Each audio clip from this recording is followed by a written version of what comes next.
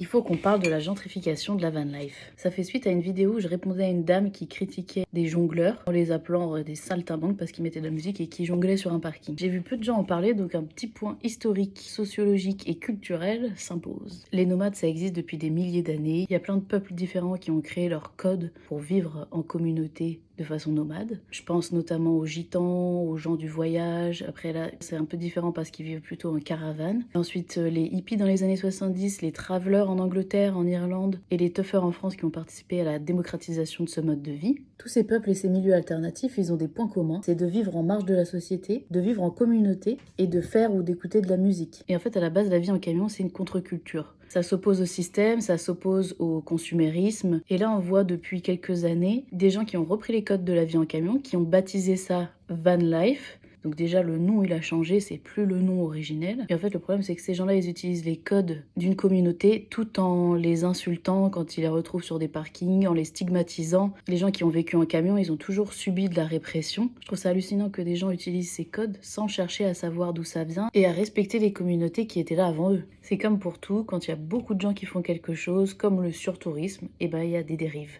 Je fais la suite dans une partie 2 parce que je peux faire que des vidéos d'1 minute 30.